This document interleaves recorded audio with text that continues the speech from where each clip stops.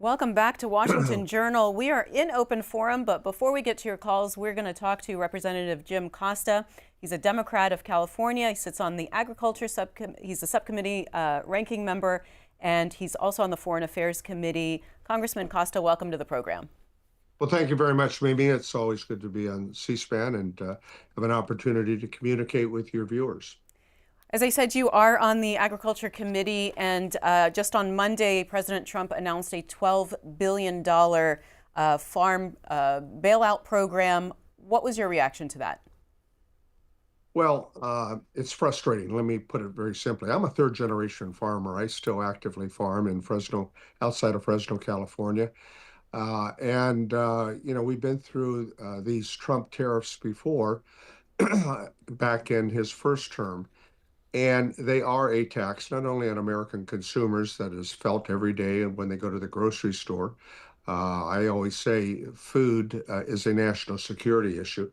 And as a 21-year member of the House Ag Committee and one of the senior members, I see these difficult challenges that my consumers, my constituents have in the grocery store every week, being able to put food on America's dinner table. And that's what America agriculture does so well. This $12 billion support, bailout, whatever you might want to call it, pales in comparison to the $40 billion that we provided Argentina last month, and then provided some favorable terms that enhanced their ability to sell their agricultural products to China uh, at the expense, the cost of American farmers. And that's why this makes no sense.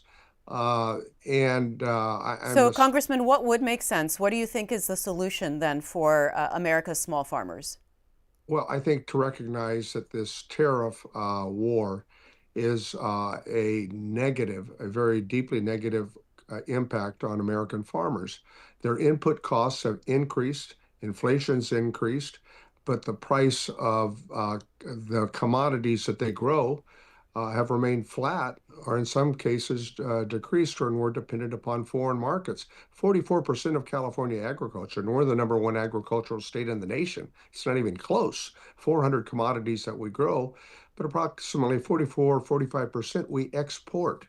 And so if those markets are not available, and in this $12 billion package, only 1 billion of it, of the 12 billion, is segmented for specialty crops, fresh fruits, peaches, prunes, plums, leafy greens. 20% of the milk industry in America is produced in California. The list goes on, but none of these specialty crops hardly are covered in the administration's attempt at this point to acknowledge that their tariff policy is turning in the wrong direction for consumers and farmers.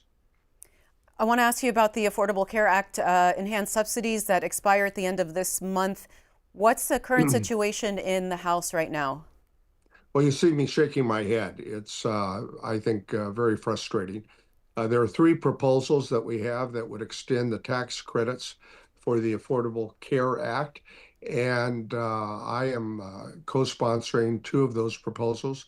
The Senate's going to, I guess, have an opportunity this week. Senator Thune promised Senator Schumer that the Democratic proposal would be brought up to extend these tax credits. I don't know if the votes are going to be there in the Senate. In the meantime, we're trying with in a bipartisan effort to get a framework that would extend for 2 years, put reforms, caps on the cost of the affordable, who would qualify for the Affordable Care Act, and yet certainty for the 22 million American families that will be impacted at the end of this month if we don't do something. And we're getting nothing but mixed signals from the White House at this time. And you also serve on the Foreign Affairs Committee, so wanted to ask you about the peace talks on the Ukraine war. The president of Ukraine, President Zelensky, has said he will not give up any territory. Where do things stand right now? Well, I think that the president, who likes to describe himself as a deal maker, has had numerous opportunities to make a deal on this on terms that are favorable to Ukraine and to our Western allies. He has leverage, and we have leverage over Russia that is nothing more than a syndicate masquerading as a country with a mob boss called Putin. That's what's that President Putin is. He's a mob boss. He kills innocent children, hospitals, bombs schools, and civilian targets. And yet, I don't know why. I have my suspicions.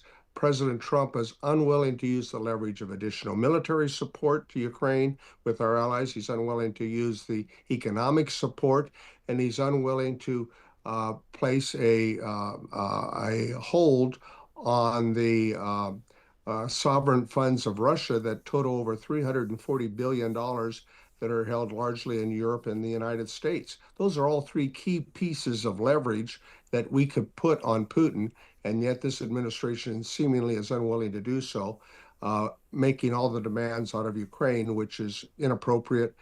Russia is the aggressor, and our European allies and everyone knows it. When this happened 4 years ago, February 24th, 2022, it was very clear on a bipartisan basis this was about good versus evil.